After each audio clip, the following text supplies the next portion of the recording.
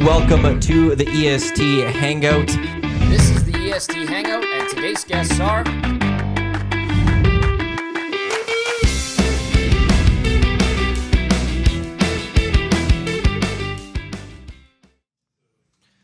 A good Wednesday morning to you. Live from the Ranch Golf and Country Club. This is the EST Hangout presented by Two Hoots Hard Iced Tea. Boulder Real Brew Tea. Don't just give a hoot. Give two. Iwanyk, Tom Gazzola, Shawn, Belle, Jay Milne with you here live at the patio at the Ranch Golf and Country Club as we were out here for the $100,000 hole-in-one contest presented by Golf Town on the 17th hole. Congratulations to Brad, the only one to make it to the green, and gets $1,000. Round of clicks. Like the round. Got this done. We got to get the round of clicks in there. Fun time out on the 17th. Me, you, and Murray were having a good time out there, I would say. We had some good laughs. Yeah, let's just say that. Were you guys hacking darts out there? I sound like we were, but no, we weren't hacking darts. That's too bad. We were.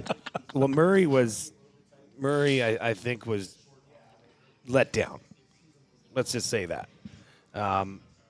He had set the over/under on how many people were going to hit the green at 3.5. Optimistic Jay took the over. Pessimistic Matt took the under. In classic heel form. Took the under. Classic Matthew.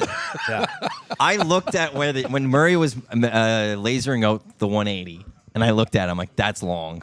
Yeah. That is a long distance. And that's where I went, no, But under. it's doable. It is, but here's the problem, and you have the exact same problem.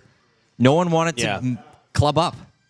I used the 5-iron that Cal in the park gave me. I don't care. That was the first time I swung a club all year. Go grab a different club. Go grab a different club because you haven't swung all year. My back cracked when I... But go grab a club go get a driver. My line was good. My line was good. But when water. You're only one of two people to hit the water. Me and Dusty. Dusty did not hit the water. Oh, he didn't go in the water? No, he was far. He was to the left. Oh. But there was too many that just stuck with their strategy and didn't adjust, seeing that everyone else was going short. Any wind?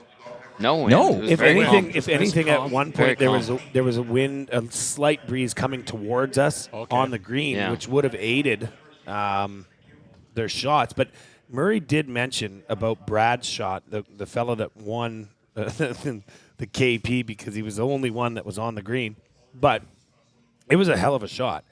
He actually landed it, 12 feet away from the hole? Yeah, I was actually pretty close. But if it rolled forward, it would have been nice. It would have been tight. pretty tight. But Murray went and we measured it, and then Murray picked up his ball and he says, "Oh, yeah, he's using a Pro V1. If he was using a lesser caliber ball, it might have bounced forward. But because those have such spin, and he got it right at the slope. Yeah, right as it was coming up, so it had the natural backspin. But it's a $1,000 shot. Yeah, $1,000 shot. It was a good shot. Yeah. And Brad and his dad had come and played yesterday, and he shot an 82. First time ever playing the course. You can tell he's a good golfer. Yeah. Actually, I said it right to him when we walked back to. I walked back to the green. Somebody did Matt not and Murray have the courtesy to back. keep you back. I thought he was going to stick around maybe in the cart because there's no room for you in my cart. Yeah, well, my cart was even full on of the bags. It was you cannot. They're brand new carts. You can't ruin those carts. They're beautiful carts. Are you kidding me? You put him right on the back. They're beautiful. Murray had a 4-seater. Yeah, don't you make excuses. Yeah, I had to drive back because I needed to get ready to send Dusty away. Now, even though it took for a while. Anyways. Murray drove you out there. I figured you'd get to drive back. This is just no courtesy. Not even Matthew. a little bit of courtesy. Well, Put him on the back. He's not a morning person. Again, back to this. Murray drove him out to the hole. I figured Murray would drive him back. Nope. I had a bunch of bags in my cart. And you couldn't scooch in a little bit? No, there was too many bags. Couldn't shove a cheek for old Not glue even guy? one cheek? I had multiple bags on the floor and on my cart. Maddie, be better. Now, when you say just one cheek on one leg. One cheek for Matt is like the size of this coffee cup. One cheek for you and I is a totally different conversation. Like, we're having different conversations because then he could have put his foot on the gas. There was a spot next to Murray and two behind Murray that he could have sat in. You could have drove. I could have been the gas guy. And ultimately, he could have just come and joined us, except he wanted to be kind and get everyone's golf balls. Anyways, so when I went back up there, I found Surveyor Brett because his shot actually was the best distance of the whole lot. He had there was only a couple that went pin high. We had one that went too far, which was actually nice to see. One went right over our heads. Yeah, but it was like finally someone went further. Went for it, yeah. And then you had Brad who got it on the green and would have been actually a really good shot again if didn't roll backwards and play the Titleist. What are you hitting? What are you using? What club? Well, going into it, I always said I was going to take I would have used the 5, but I'd probably jump up to a 4, and then I'm going to duff it and put it into the water. All right, but then I watched how that went, and what will happen is I'll hit the ball, hit the ground, then hit the ball, and it'll go 2 feet in front of me, and it'll be the worst. Or you'd hit the 4 and you'd skull it, and it would be ripping right into those trees. I'd be fine with that. You want to know something? A sculled shot has a chance to go in. A fat shot doesn't. Yes, it does. We're Tommy, were people talking about their club selection on No. No? Very it quiet? Very quiet. Okay, because I would have been going around engaging the room because, let's say I was in the bottom third of that, I probably would have went up to my rescue club because nobody had the distance. So I don't know whether it was a humid, nobody was getting it there. And that's what, when you get to, the bottom half of that, I'm just surprised we didn't see someone. I'm surprised someone didn't just take up the driver. Just say, screw it. I'm going with the driver. Jasmine took up the driver. Oh, by the way, she actually had good contact. Jasmine, we tried notifying Dusty and Eric, but no one could. She was ahead of the tee markers, and Murray's like, "Look, guys, if she pots this, there was some worry on our end. Oh, yeah. I mean, I jumped on the headset, and anyone listening, Dusty and Eric couldn't hear me because I forgot to pot something up, and we couldn't. We tried texting Dusty, and he didn't get it. I don't think. Yeah. But I jumped on. I'm like, hey, Trev, tell Dusty that Jasmine's too far ahead. And Trev jumped on air and was like, Dusty, Jasmine's too far ahead. And Dusty just kept going. I'm like, uh-oh.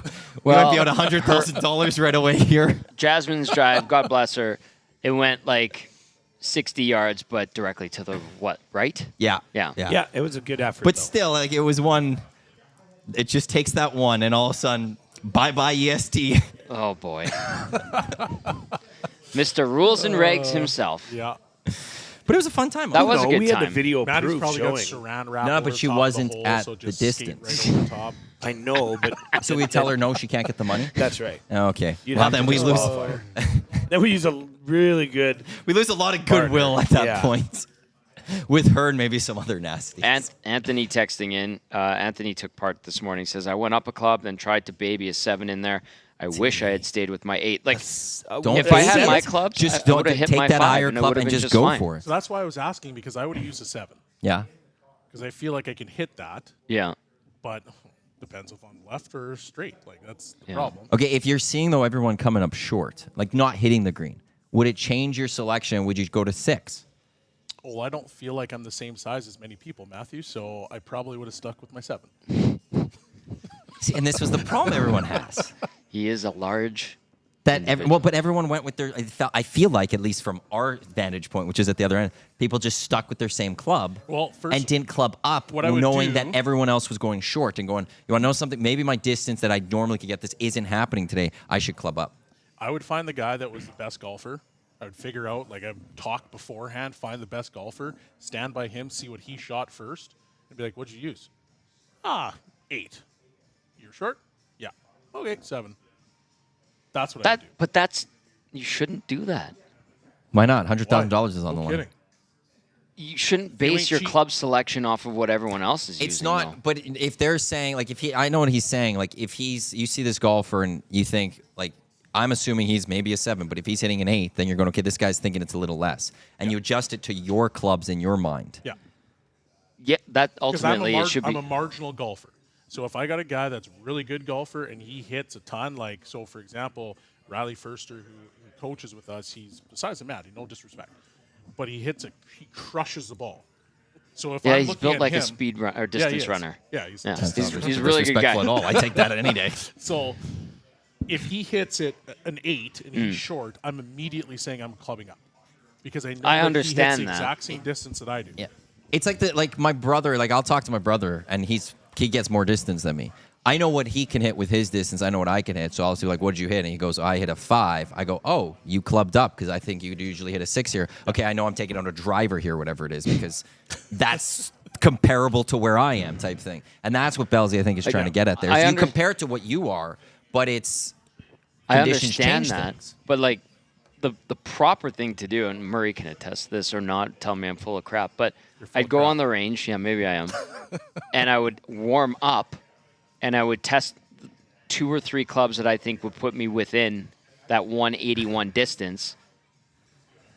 Yeah. And then I would figure out But here's the what I'm problem with the hitting. range. Who does that? Are you supposed to warm People up who before use you golf? logic. Yeah, well, here's the thing, though. I Range don't know, I cracked balls my back, don't have the felt same great. flights. The range balls don't have the same I distance. know, you take about 10 yards off, or add 10 So yards see- with a good ball. I feel like that's too much. You go to the range to get your your swing motion going. You don't do it to figure out your distance, but I don't think. What's Get a the launch rule monitor of at some thumb? It's point. like you can knock off about 30% of what you usually shoot with a range ball, basically, because they don't fly, and they're all beat to crap. I think it's about 30%. I might be wrong. Sounds on that. about right. Text us in if I'm wrong about that. But anyway, I would try to dial it in a little bit, and that's what most guys were doing. They're out on the range working on their shots, and then But then there's also the other factor to all of this. my 5 would have been perfect. There's $100,000 on the line. Yeah. And there's cameras filming you, and there's also a bunch of people watching you, which is the worst thing for most golfers, is It having is other the people worst. Yeah. watching you. So you had 25 other golfers with the rest of EST just all watching you. And like hundreds more, and then eventually thousands watching What everybody was shoot. Meg Morrison's old show?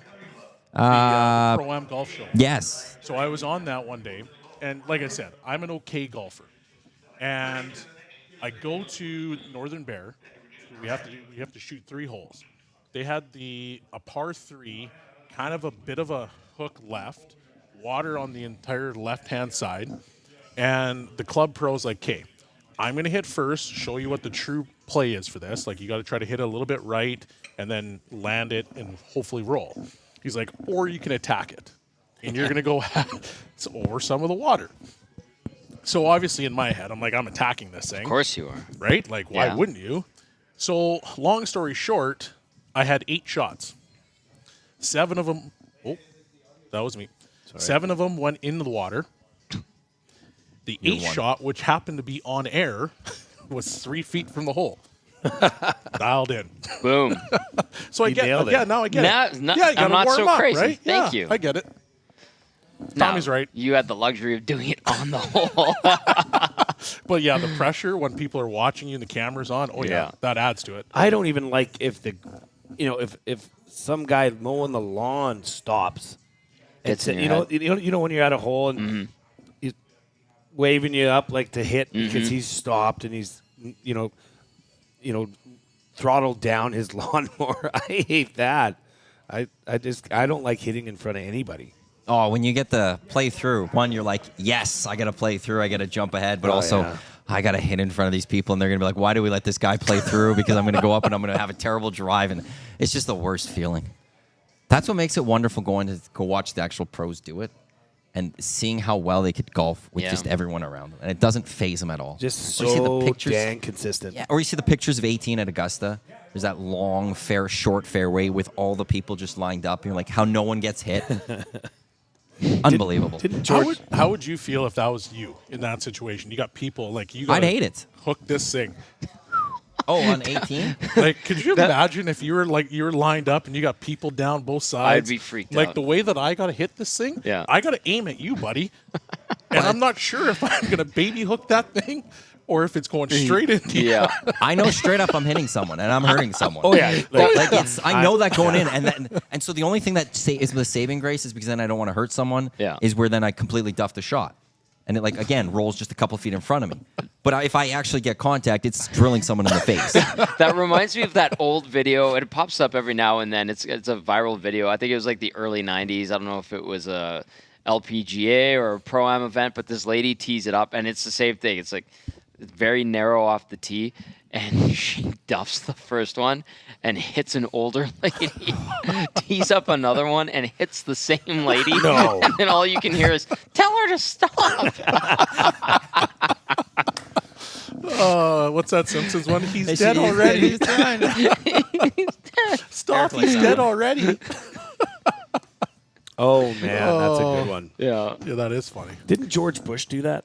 No, George Bush. He was one. Actually, I have a golf meme group I'm in, and it's our favorite one to throw up all the time because he goes like something Oh, yeah, about we will stop those terrorists. Now watch me hit this drive. He And he just goes pipes and it. he pipes one, but you're just like, you go from the president of the United States talking about stopping these terrorists, this big thing, and then I'm gonna go hit this drive. And I think there was even a wink too, like, Yeah. now let me go hit this drive. Oh man. It is Just so cringe. That is my favorite video whenever I see it. Like it is just we always send it to each other because it's just like it just makes you smile.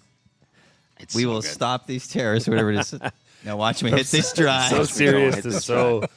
Oh, just tone deaf. Hilariously. And then he pipes it though. Yeah, like he Right. crushed it. Well, what else is he doing? He's a baller. Not a real Yeah. job. Somebody else can take care of it. Yeah. I got this. Ruler of the free world. I mean, jeez. I don't. Well, I'm not even gonna say it. Say it. Well, okay. I'll say it once, and then we stop it. Do you understand me, Matt? I don't know Tommy? if this is going Belle? out like words. I'm not even listening. No, Joe Biden at the Oh boy. at Yeah, their, we're gonna just continue on here. No, he said he lowered his handicap I know, to a it's- 6 during his I presidency. know. He said during the vice presidency. That was just a weird thing to say. Oh, it's a And weird. then wasn't it the next day Trump was on there chirping? Anyways, the Panthers locked down. No, locked down at I'll say this. six, Actually, one of the by best 5 million. things I did see was because it was really weird that you have two guys vying for the biggest job in the world talking about their golf scores. But I think it was like how we have all the matches. And they're like, the match we really deserve, November, Trump versus Biden on the golf course. One guy can barely move, and the other guy is just a terrible cheater. There's a great book. I'll just end it with this by Rick Riley, great golf writer, called Commander and Cheat, and it's just stories of people who've golfed with Trump and how he cheats. And he was golfing with Mike Tirico one time, and they were on a par 5, and Tirico piped his second shot, and he's like, I swear to God, it was 10 feet from the pin. I was ready for an eagle putt. And Trump always had like a scout that would go up ahead to find Trump's ball. And so Trump's guy goes up ahead, and Tirico gets up to the green finally. Trump was in the bushes or whatever. And Tirico's looking for his ball, and Trump goes, I think you're in the sand, Mike. And sure enough, the ball was in the sand. So what happened was Trump's advanced scout guy went and kicked the ball in the sand. It was 10 feet from the pin. The old foot wedge. Foot wedge, yeah, but love that one. knock your opponent. But great book, like so many great stories, and it just ties it in, puts a neat bow on that little thing that Jay brought up. Just finally, a thank you to One Golf Town for being the presenting Yes. sponsor of the $100,000 hole-in-one contest, but also a big thank you to the Ranch Golf and Country Club, who were great to us today, getting us carts to get down there, cutting the grass a little bit earlier for us, Murray and the staff here, being absolutely amazing with us. So round of clicks. Yeah, round of clicks. Round of clicks for the Ranch Golf and Country Club, and we'll be back here next Tuesday, as it is the first ever EST Golf Classic, the first annual EST Golf Classic. We're throwing annual in there because we will continue doing this, and we are sold out. As of today, Hey, we right. finally have sold out. So we'll be ready to go. 8 o'clock shotgun. So actually, a heads up to anyone who's not in the golf tournament next Tuesday. We Good. will have the 30 yeah. degrees, too. Boom. yeah. baby. Oh, Peg Nada's coming in too. We will have That's the gonna be Nielsen bad. show from 6 until 8 o'clock that day. And then there will be no EST programming the rest of the day. You'll as get replays. Everyone Wow. is golfing. you should just do a live. Just mic you guys up the whole round. Just do a live. No, there'd be many things that are not Maybe the fit one for thing air we could that I are could said. do is just run a camera with no audio of. Are you golfing? No, somebody has to run it. I keep saying There that. you go. Do the live. But I just- where I'm are you gonna- mic'd up. Where are you going to be, though? All over the place. There you go. Done. Matt, EST. Matt Cam. The GoPro. Yep. Matt Cam. Like this morning. That worked out really good, actually. Yeah, it Looked looked what awesome. you gotta was do. decent. Poor Yeah. bastard that is holding the camera the whole time. It was fine. 33 minutes he was holding it like I had that. a stand. The only Those thing frail about little wrists, eh? Just Yeah. shaking the only all over program the place. issue with that program is like you can't like you've used that rendezvous. Yeah. When you're on it, it's in that your camera's only in a little corner. You can't so really you can't tell see what you're- yours. yeah. And like I would have loved to have been able to just zoom in and zoom Right. out and stuff. Mm-hmm. So like I think there were times where I was trying to find the golf ball. And I think I was filming the grass above the golf ball, and the golf ball wasn't No, on it screen. looked good. Just bring that out. Well, it's not connected to the computer. Matthew, come on, man. I got to bring a computer out there. And Just You run, have, you run have a cable, cart, man. Put the computer on the seat, because obviously you don't share your cart seat, so you My put computer- your computer there. my You computer have was a being little- used cuts at deep. the You have for Dusty and Eric at the stand that you spot. put on the glass, I don't need my computer to be broken by someone's golf shot. You're phone just, worked you're fine. just going to be hanging out. So, like, Phone you got to just get, worked like, just fine. when you roll up to people, right as they're swinging and you got them live. I think we can iron this out, man. Well, there's some things that we can make a little bit better going into next year. If we do this again next year, we might do this again next year. But overall, it's actually went off for the most part without any real hitches. Yeah. Which I'm pretty pleased by. I like it. So I'm very thankful of that. Let's get to Hangout Headlines, which is brought to you by the Ranch Golf and Country Club. Premier conditions, top-notch service, unmatched value. Book your tee time visiting ranchgolf.com, and they are unbelievable conditions. Today was my first time out at the ranch this year. Same. And just the moment I just looked at some of those greens, it was just like, wow, that's amazing. And I mentioned it earlier. Murray said that his superintendent, he texted him, said, great conditions, awesome. And the superintendent responded with like, 7-7. What? The superintendent wants better. Good. And Murray's like, I love my superintendent because he's always looking for a little bit more. But Murray texts him like, great conditions. And the guy like, nope, 7-7. There's a bit more I could do. And I love that. Wow. Murray took me out to the reworked 15, and it's pretty much done. It looks awesome, and it changes the whole way you would attack 15, I think. Because before, remember, it had all the trees on the right-hand side, pretty thick, and then towards the green, around the green at the back, and you only had like maybe 10 feet off the back of the green to work with. Water on the left-hand side? Water on the left with a couple of bunkers. Love that one. And it was a 2-tiered green as well, and you had to get it up the ridge if you were short. And then off the tee box, there was that one old, like, gnarly tree that was, like, everyone would hit. They've opened it up, and it looks really good. So Yeah, because that's the tree that I have to aim for. yeah, because you'd have Similar to with the your people, right? you're With lefty, my- and yeah. you'd have to curve it back. I always my hit that baby tree. fade. Your baby, I always hit that tree. baby fade. Yeah, my baby fade. I have to aim for the tree, and then hopefully it either goes left of the tree or right of the tree and comes back. Never Somehow- happens. Now that tree's gone, So and it's open on the right hand side. What kind of golfer are you? I don't think I've ever asked. Like, if I shoot, if I'm in the 80s, that was good. I'm happy. But high 80s, low 90s is pretty average where I'd be. I would say. It's an honest golfer. Yeah, it depends, man. It depends if I'm. My driver's usually pretty consistent. I must say, my putting, I get the yips. I until I have like 2 or 3 drinks, I suck at putting. Swing loop. But then after a few beers, I get much better. Like, it's just a fact. Well, there's a line though. Like the beers get better, but there is a cliff. That once you hit that cliff, it's not like a slow get bad. You just get bad. No, I disagree. debatable. Really? I'm not that guy. That's not my game. I usually excel. Usually my best holes are 18. That's just how I roll. But I thought you were great on the 19th hole. You're a specialist, an assassin on the 19th hole. you would say I'm a little bit of a specialist there. Yes. I've got plenty of experience there. That's probably I got my- a feeling you're my probably the lowest same handicap. guy as me, like where we'll go golfing and 3 guys are better than you, and then you're like, Kate, let's drink. And you want to drag them into the depths so that you're actually better because they can't handle what you do. Yeah, it's usually just, if I'm golfing, I'm having a beer or 2 or 3. It loosens you up. Right? Or 10. Yeah, and then But that's where it gets dangerous. There's a cliff, for me at least. there This is. is my point. So he just dragged you into it. Yeah. Now you suck. He's still good. Yes, and I don't trust probably that. wins. I'm assuming there's a cliff for you guys. I'm don't saying that think right so. now. You guys get have a cliff. worse, and I look better. Okay. Yeah. It's like beer goggles, but for golf. Yep. I understand all of this. We got a text that comes in, says, greens are fast, you guys. 2 rounds in 2 days. Also loving the golf talk while I'm on the course. Found my cliff last week. 6 to 8 beers and 3 fireballs equals cliff. Oh my god. Ooh, you're mixing the shots. Oh, No, boy. no, you can't do Ooh, you yeah. can't do that. That will do that. No, I'm not. I don't like. I don't have a actually cliff. Don't want. Well, no, but I'm sure I I do. do. Everybody, I'm sure, does. Yeah. But I don't like to even get remotely close to that. Okay. I usually like to keep it in the loose and limber zone. Yeah. Just feeling good about yourself.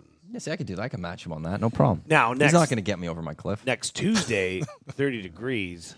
There Oh, might I be a gotta beer. Beer's going to be Blue guy's flowing. gonna have to be mixing in some water.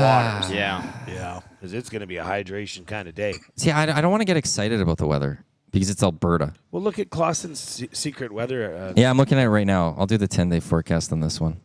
What do we got for next Wednesday? I like how Josh has a secret weather. SpotWX.com. He brought it up the day Murray was all upset about the Weather Network. You said spot SWX.com. Yes, it has all the weather models. So according to this model, 9 a.m. next Tuesday, 24 degrees. Nice. Yeah. Oh, it's too hot. Stop it. I'm Yeah. Are you serious? Yeah, man. 6 a.m. is 15 degrees. That's a perfect start today. So as we're setting up the Nielsen show and starting, 16 degrees. By the time noon hits, 31 degrees. That's amazing. Yeah. That's perfect. And what do we got for wind here? How do you read that? Well, it says 9 a.m., gusts 12 kilometers, wind 7 kilometers. It's actually pretty easy. Nothing. 3 o'clock, it gusts to 22 when we're done. Okay. So I didn't see that you could push on the area where you're looking at. it's actually, it's very simple. Well, you asked. Like, when he asked. Like, I have to answer the question. You I did get- say it no, I get it, condescendingly, yeah. but we You enjoyed did. it. It was your tone. We thought It's it like was what I funny. talk to my kids about. It's about tone. It's not necessarily what you Yeah. said. It's how you said it. You totally Yeah, but belittled if I it. Where you said it directed your scowl to, Yeah, which but was to me. Ultimately, you guys know me. If I said it normally, you'd still think I was condescending. You may as well have just smacked him in the face. No Yeah. kidding. Don't ask stupid questions. Slap him. Want to hit Just me now? backhand. You want to hit me? Just backhand him, Matthew. You want to go, bro? You gonna go, bruh? Joel texting in 780-218-9999 Paris Jewelers inbox. Play backwards, glue guy. Your best will be the first. All right. I'm in with that. So what? I just start You drinking. just get worse? No, I think she means No, I it's got to like show up reverse drunk it. Yeah. and then try to then sober sober throughout up? the round. Oh, who'd want to do that? For an 8 a.m. shotgun, Oh, boy. I'd have to start the night before. Yeah. And just have it camp all. out in the parking Daddy lot. hasn't slept. Have a tailgate Murray would overnight. be Yeah. like, Murray, Camping. get your ass out of here, buddy. I think he put me up in the performance center over there, the tailor-made Well, there's a performance place center. to. I think the superintendent stays out here. I think Saker Yeah, brought in his the back. Yeah. Yeah, Go Saker spend brought time his with the superintendent. fifth wheel out here and stayed go. out here after course one he of our did. tournaments. Of course you did. Saker had like cowboy boot golf spikes, like golf shoes. One of Yaremchuk's first times like in the ski 1260 golf tournament, he was paired up with T-Roy, Lee, and Saker. And they What a group. they got him good that night Yeah. or that day. They fed him well. Yeah, he was probably smiling and giggling a Oh, lot. big time. Yeah. Big time by the time that round Yaremchuk. was over. So just a Attaboy. shocker that Saker didn't get the boys to Vegas that night. Yeah, maybe the next night. He's known for Boys, doing we're that. going on the PJ. Let's actually get into these headlines that we're supposed to get into. Oh, sure. Bells, you haven't had you on. Actually, I haven't had you on either, Jay, so we'll get the two of you. Your thoughts on the Oilers, what they did this week. Who wants to go first? Magnifique. That's all you're going to say. That's it, That's huh? all I got. Okay, Jay. I didn't catch that player's name. Didn't know they signed him. Magnifique. Actually, no, they have. I actually really liked what they did. They have lots of depth. They've got secondary scoring galore, or at least you hope so. On paper, it looks like that. And they're set up to outscore their problems. Is kind of what it seems like. You know, whether they improve the defense or not is one thing. But right now, like, you go into the season with potentially, you know, your third line intact and Holloway potentially on the fourth line. Yeah. That's some serious depth. Yep. And so I think this is probably the best forward group the Oilers have had in God knows how long. Yeah, I don't know how they did it. Like I don't. When they went over the cap, Well, yeah, that's but like, the big thing. Okay, so, Well, Ken Holland hasn't been a guy that has done that. Really, You're too, so too much. condescending. Well, no, I'm actually just explaining that. That's to me. He is. That's how they did it. That's True. isn't that illegal? Not. You could be 10% over You can before be, opening day. You can be up to Yeah, you- 8.8 million throughout the summer over. Yeah, you could and be then over. by the time you get to camp, you, you have to be adjusted. in or under. So Yeah. okay, So, and which that's the concern you would have right now is that now everyone knows the Oilers have to get under. let me answer your How question did they get under? first. L- Is that it? T. Yes, I thought it was amazing. I didn't know how they can do it, but now looking at it and seeing, okay, something's got to go. Well, what goes is that Evander Kane's contract onto the LTIR, which is now being discussed as something with his hip issues that could be actually, very helpful, and give you the ability to pull a Mark Stone and have Evander Kane come in, in spring, fresh, healthy, ready to go for a playoff push. But no, I mean, you look at the players that were brought in. Those are two players that you hated, to play against or to cheer against as Oilers fans because they're good players. They're pesty. I just love that I guess acquisition of that kind of mentality of a player, like a player that's going to agitate. Victor Arvidsson, Yeah, because I think that's something that was a little lacking. One thing I will admit is I don't understand the Corey Perry signing. I don't. Well, it's the same as why they would consistently go back to Mike Smith or why they brought Duncan Keith, and they want that experience in the room. They want to be able to say, like, this is a guy that we can lean on because he's been in those situations. And, Connor and Leon are clearly the leaders of that team, but there's also that, hey, here's another guy that could be a leader of the team. Whether he plays or not, it's here you are. Mm-hmm. I get the money might be a bit of that's what I'm saying. Issue, but I get the reasoning to bring him back. I mean, we all saw that clip where he was chewing out Evander Kane on the bench for not keeping the puck, stuffed down in their zone late in the period. I mean, that's a leader. He's done that a couple times. We've seen that. I just didn't think it demanded that much value.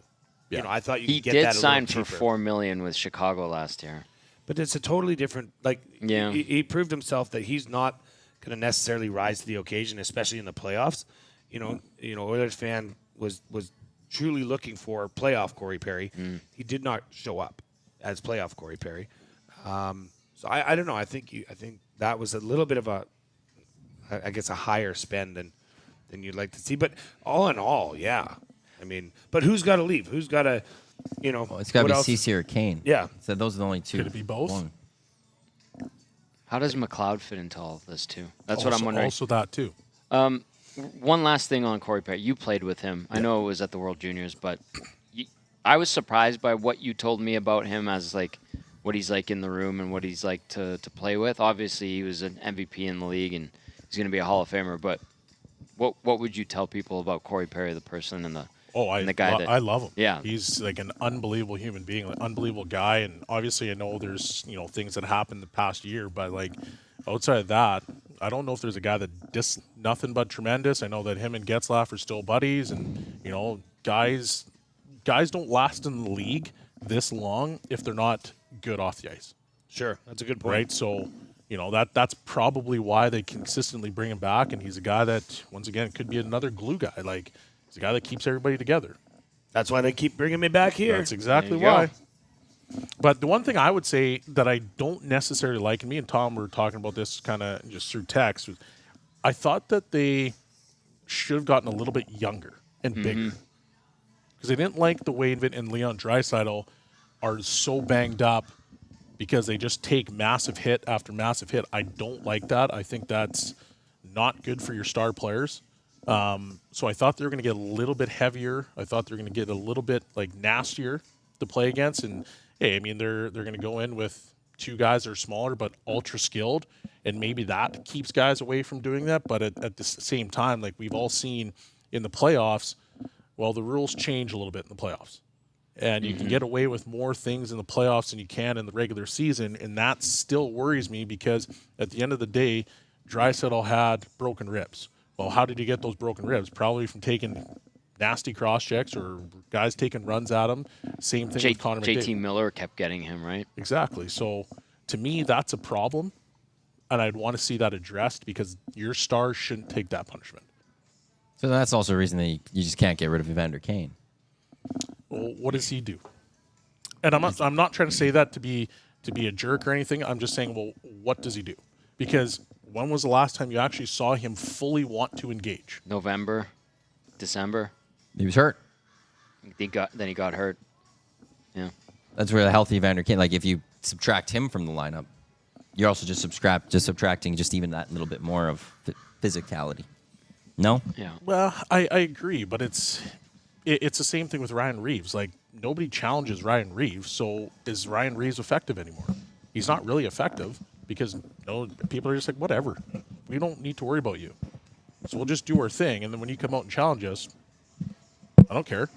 I'll just skate away. So the game's changed in that sense. So you need guys that can play and they can be a little bit more physical on the forecheck, right? So it's, Aaron Ekblad, for example. Well, you just grabbed whoever it was from behind. You tried to choke out Bouchard. Okay, well, the next 5 shifts in a row, I'm going to run you as hard as I possibly can until just to, hey, That's not happening. Yeah. And you just don't have that with this Oilers team. And Evander Kane, is he going to do that? I don't know. Ekblad was way more physical than I've ever seen him play during that playoff series. Like, punishing. Rude. Like, just a giant prick. Just like me. He wanted it, Yeah, Jay. kind of like, well, and you can say that's playoff hockey, right? Like, Yeah. that's the edge. That's the switch you have to hit come playoff time where you have to, he was nasty. But was he bigger because Tkachuk, Bennett, Sure. Lomberg, all those guys played massive and they were vicious on the ice. So now all of a sudden it's like, well, everything's directed at you. This is all the attention's at those guys, and then I sit back and on the back end, well, I'm just going to be that guy, right? Like, so that's kind of what I'm talking about. And obviously, it is what it is. And the Oilers are going to come out with tons of skill, and they're going to try to outskill you, which I'm okay with because I love skill. But Got them to a game of winning a cup. yeah, I just don't like them. Their stars taking that punishment. The Evander Kane LTIR, I will say that somebody's going to have to correct me better on this because they've had this issue a little, like with the Mike Smith one, I think it was. You have to, there's more benefits putting him on LTIR after opening day. You get that extra cap room. So I don't know how they're going to make that work then, or can you throw him on LTIR prior and how that plays out fully? I can't recall how that fully went, and there's people out there that know the cap way better. Yeah. I think that they'd make a trade instead of going that route. I mean, that's the sense I get just chatting with people. Could Stetcher replace Cece? I don't know. Okay, you got Ekholm with Bouchard, right? Mm-hmm. Now you've got Nurse and potentially Broberg on the right side. Cece's still there. Kulak's still there. Stetcher's in the mix. Josh Brown's there now. Yeah, I don't know. I don't know. Can you have Nurse and Broberg together? I think so. Yeah. Yep. Not two guys both wanting to go up in the rush? You'd prefer that Broberg plays on his strong side. But, I mean, in the playoffs, he handled it perfectly fine. Mm-hmm. Kulak also bounced over to the right side, Yep. and I thought he was okay. I know he doesn't prefer it, but I don't know. It's interesting because now you have all these guys that are NHL defensemen with Brown and with Stetcher now. What do they have, 8? 8 guys? And then CC's still there, so I'm not sure which way they're going to go. I was surprised by the Stetcher signing, to be honest with you. I was a little bit too. But that's where that's where I was sitting back being like, okay, wait a second. Stetcher is a pretty good defenseman when he played.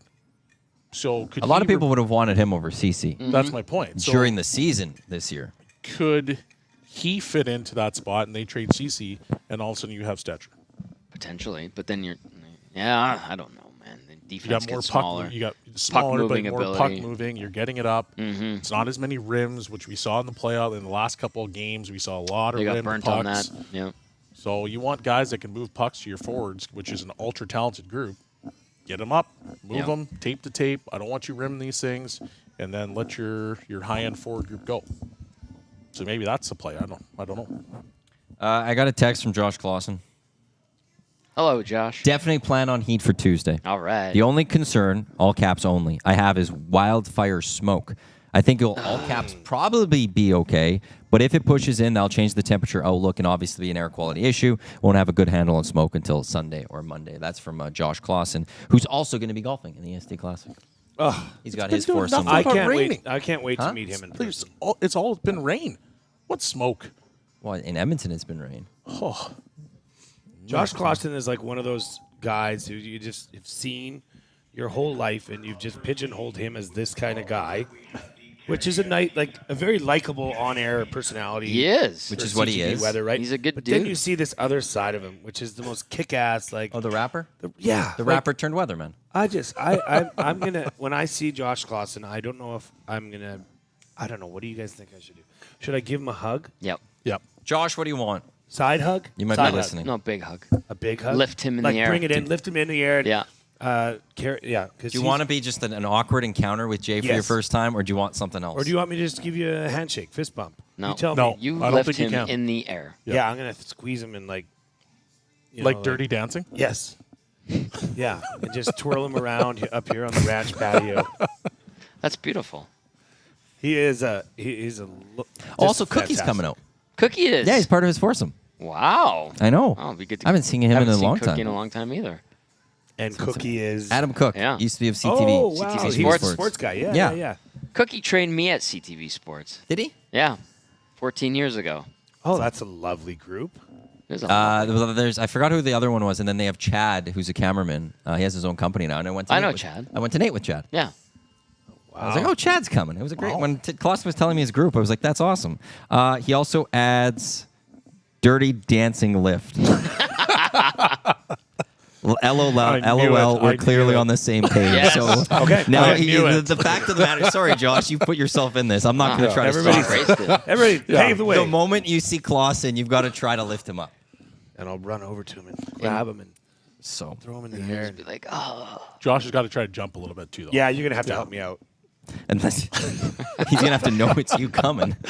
I think he would recognize me. Well, yeah, get a good look at this mug. There you go. That's who you're looking for. Yeah. It's Javier Milne. Javier. So we're gonna have an injury from two guys at the golf tournament because Jay's trying to dirty dance lift Josh. I don't see anything wrong with that, Matthew. And Yeah, maybe you to- would. Here's an interesting text. Comes in from Ken. Says, have the Oilers jinxed themselves with Perry and Skinner signings? One guy has never been in a playoff game, and the other has been on the losing Stanley Cup final team for 5 or 6 seasons. What do you think? I don't think that's correlated at all. Well, somebody doesn't believe in superstitions. Well, I think that just cancels each other out. How? Ooh. By like Well, two one lefts guy, don't make one a guy right. He's never has been never there. been there, and one guy keeps losing. Well, they have to meet. Boom, cancel it out. Done. No jinx. No, see, with Skinner, I take the mindset I'm concerned because he's played 1,000 games, and you've literally This brought a guy. Skinner- this Skinner thing- You've that doesn't never matter. seen this guy come and play a playoff game. So doesn't I like matter. you went on, you brought this guy in who you actually don't know whether he can help you or not, and he's played 1,000 NHL games. Doesn't matter. The flip side to that is people will say, I think Tommy said it on Monday, Dusty said it as well, is at the exact same time. He might be great. He might be He good. might be You don't great. know. Yeah. We didn't know Broberg was going to be as But- good as he was. For an Oilers, I don't know if I want to take that little bit of that complete unknown if I'm bringing a It's player. just a hockey game. It's just an amped up hockey game. It doesn't change. Then It's why amped- do some it's amped players up. go away? It's just Some- a tee shot over there on Well, so 17, then why- but why no one hit the green except Well, one that's person? their issue. That is them issue. You don't know what's going to happen in the playoffs. Yes, I understand that. The guy had 1,000 games, but at the end of the day, he's coming in, and all you need him to do is score one goal. We got guys on this team that have got 50 playoff games, and you don't know what you're going to get from shift to shift. Are you taking a crack at No. Ryan McLeod? Oh, okay. Yeah, I saw that. I saw that. So look. like I know that. No. 1,000 games. Well, yeah, you might not know, but 50 games. Well, let me roll the dice here. Yeah, great shift. Oh, you scored a goal. Sweet. And then you disappear for the rest of the game. It's the same thing. Yeah, he makes a good point.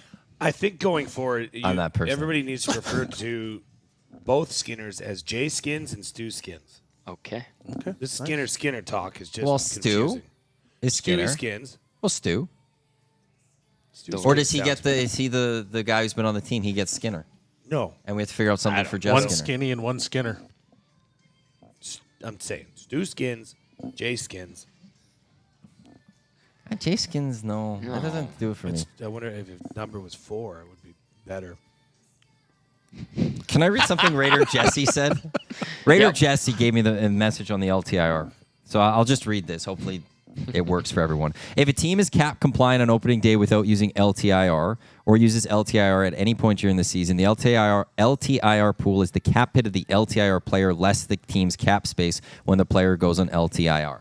For example, if a player with a $4 million cap hit goes on LTIR when the team has $100,000 of cap space, the LTIR pool is $3.9 million. Because of this, the teams often make several roster moves right before a player goes on LTIR in order to be as close to the cap as possible in order to maximize that LTIR pool. If a team cannot be cap compliant on opening day without using LTIR, the LTIR pool is the amount the team exceeds the cap. For example, if a team is $3 million over the cap and places an LTIR player with a $4 million cap hit for the opening day roster submission, the LTIR pool is the $3 million that the team exceeded the cap. So basically, if the Edmonton Oilers put Evander Kane, if I'm reading this correctly, put Evander Kane on LTIR, they're fine. Yeah. They're cap compliant. They could do that. Yeah. Big Maple with this text, unless you want to follow that up with more capology. No. Okay. Thank you to Raider Jesse for shooting that my way. Big Maple says, quote, mix of hugs and fist bumps, 100% chance of bro love, unquote. Josh Clausen on glue guy, probably. Very nice. Respect that. Love will be in the air. Just don't hurt him. Don't hurt yourself. I think it's both of those. I'm fine. He's pretty jacked. Are you more worried about glue guy getting hurt or Josh? Well, both. It's actually a pretty good mixture. Oh, okay. You're It's just a 50-50. concerned colleague. I just Josh is he's got some beef on him. He's worked out. You got to lift that. How do you worked know this? out. I've seen Josh. Have you seen these pipes? Go ahead, feel 'em, touch 'em. I'm good. I'm good. Touch it, Maddie. Do it. Do it. Do it. Just touch it. Yeah, come on, touch it. Have at her. He's not asking me. Oh, look at those things. Ain't bad, baby. Yeah. I Two-handed. work out. I just worked out yesterday. Can't feel myself right now. Pain. What pain? My abs hurt. My back hurts. My chest is sore. God darn. My wife and I work out. You need a sensual massage. Yeah. Did you do like bench press? Is that why? You're Wow, rubbing we your did a chest like bunch of that? things. We did a bunch of things. Okay. It's I hate it. I hate it. Tuesdays are the worst day of the week for me because Lifting we heavy work things out. and putting them down? Yeah. Yeah. Just it's treacherous. How much do you work out? I skate.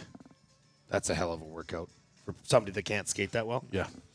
Are you saying you can't skate well? No, I pointed at me, Oh, okay, dumbass. just making sure. Just making sure. You guys are just seemed like you were going after Oh, Belgian ever there. since It's- this everything. green and gold kickoff show started, it's like I'm perfectly fine with it. this guy is just, he's always prodding and poking No, and I'm doing exactly what I always do. yeah, that is true actually. Nothing I has guess changed. nothing's changed really. I am who I am. Don't try to change me. I have a good one here from Tommy V. Great name, by the way. I appreciate it. It's close to Tommy G, obviously, so a lot of respect. Hey, fellas, real hard-hitting question here. Is there a chance Jay Skinner replaces Vinny in the Vinny Skinny Winnie high five? Tommy My V. God. Come on, Tommy. I like how we use Jay Skinny. Just I'd saying. have to. We got to figure out that almost trying to compute who's who. You got to probably Josh Brown because you need the height. They need the height. Yeah. You know what? I mean, happy for Vinny Desharnais, right? Yep. I mean, wasn't that a nice feeling? Or I don't know. It just had a feel-good vibe to it that pretty much all of Edmonton was, slow clapping him on his way over the Rocky Mountains to Vancouver. There's a good feeling there. Like that, obviously, they knew that they couldn't afford him for what he was going to get on the open market. I actually don't mind it.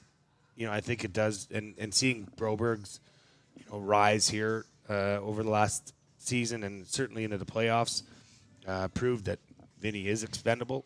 But nice to see him go away. And Vancouver, they got Jake DeBrusk as well. Yep. But they lost a couple defensemen as well. So I don't know. They're not going to be that good of a hockey team as they were this year. I don't know. Do you think they came out better or worse out of free agency? Or are they the Worse. same? I think they're worse, and I think that they went to Jake DeBrusk and they just potentially maybe even overpaid a little bit, at least in terms of term, just because they were losing guys and they need to do something. I think losing Zadorov is a big loss for them. But They had a great season. They had an unbelievable season. It to me felt like more like even I think with the advanced stats, they had a lot of luck go their way. And The generally, what PDO happens was is crazy, that wasn't doesn't, they don't come back to the mean in a sense during a regular season. It's the next year. I remember seeing them when Colorado won the Western Conference a number of years ago with Patty Waugh. The next year, they dropped off pretty good, and that was to me where I look at it and I go, I could see that the Canucks, they had a great year. And all credit to them for this season. They deserve to win the Pacific Division. They had a great hockey season. Yep. It's a shame for that team, for them. I know Oilers fans don't have any sympathy, but that they lost Demko and couldn't see what that whole season could have potentially been. But I just see a decent step back from them next year. And then you add in these players lost, and I don't know if Rick Tocchet could do it again. Can somebody explain to me? So I saw on Twitter somewhere that the Oilers drafted the next Tuukka Rask. Yeah, I saw that out of Finland, right? I think he was supposed to be the highest rated goaltender. Yeah, apparently he's a stud in Finland. So, like, this is actually, legit. We'll wait Potentially. 5-6 years from now. It'll take some time, How obviously. old is he? 18. Okay. So Stewie Skins it is. Yeah. Okay. Yeah, Skinner's pretty good in it. Does that scare you? Does that, or are you comfortable with that? I love the tandem. I think depth organizationally is always a great thing. You need that. No, are you talking Skinner I'm talking and about Skinner Stewie Pickard? Skins. Oh, right Skins now. is the guy. Yeah. Yeah. I think he proved it. Yes. I think he did. I think he did pretty damn good. Well, ever since he got put back in the lineup after being pulled against Vancouver, Yeah. like Ben, he was unbelievable. Yeah. And the one thing that Tommy throws out a lot, it was year 2. Yeah. You'd 100%. only have to Yeah. expect that there's going to still be more growth with Stuart Skinner. Now, how much is going to come, and is it always a straight up line? No. But if there's even just a little bit more growth, what is that? That's a solid goaltender. Well, in Yeah. year 2, he's a candidate for Team Canada. I think in he year is 2. Team Canada. Well, Partly whether he's starting or he's a third goaltender, like he is clearly on their radar. I'll say right now, I think in my mind, if I was running the team, I think he jumps to number 1 based on this season. Who is currently let's say the top 3? Bennington, Hill, and Skinner. Yeah. Wow. Yeah. And Hill had the injuries, and he started picking up at the end of that first round series, but Yeah. they ultimately lose. Yeah. Skinner took his team to the Stanley Cup final, and Bennington's been all right. I'd go with and then that's going to come down to who has the better start to the year next year. Well, I think at the end of the day, Bennington is probably the best when they're on. If all 3 are on, Bennington's probably the best. He had a terrible World Championships. 100% he did. Yeah. Yeah. I'm not saying that is the factor that is a be-all, end-all, but he did not. That game against, who were they going back and forth with? Switzerland or Austria, something like that, where they were up like 6-1 Swiss took and them out, tied. didn't they? So maybe it was the Austria game. There was that one crazy game where they were up like 6-1, and then they came back and tied it. And then Canada won it like 12 seconds into OT. Tavares buried. Just a quick rush, and he sniped one. It was wild. Wild game. And Bennington was not particularly great. Yeah. Now, I'm good with Skinner then. Yeah, he'll be fine. But the other conversation to that is, okay, people sit there and they say, well, he's not that good. Well, most of the NHL has a problem with goaltending.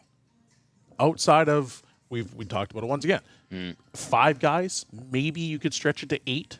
Everybody else is looking for an upgrade in their goaltending. So I think the Oilers, could you classify Skinner as a top 10 goalie in the NHL? I think you can make a case for that. If he is, I would say, yeah. then I think you're probably. happy.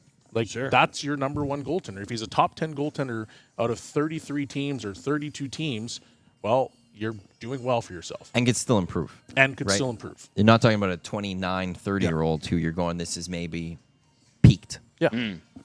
Does it seem like the days are gone, though, where you have a goaltender that can excel and be, near the top of his game for 4, 5 seasons? It seems like there's a lot of turnover. So, yes, I get that you're only in year 2 of Stewie Skins, but what's the ceiling, and how long does that last? Like Matt Murray at one point, he looked like he was going to be the stud for the longest time, and They traded wheels Marc-Andre fell Fleury out. because of him. Yeah. I think people would have expected a little more from Ottinger over the last couple I think seasons. Ottinger's still going to be okay. I think Demko's still going to be okay. But Demko would be Demko good. would be probably in your top 8. Hellebuck for sure. Vasilevsky Yep. for sure. Shesterkin. Shesterkin, Sorokin even. And then Saros is one of them. But there are a lot that hit it for a short period and go away a lot quicker than it used Seems to more be. prevalent I feel in, like in net. you feel like anyways. you've got it locked down goaltending certain teams, and then all of a sudden it's the goaltending's gone and you got to figure it out again. Yeah. Yeah. Jasmine in the nasty chat.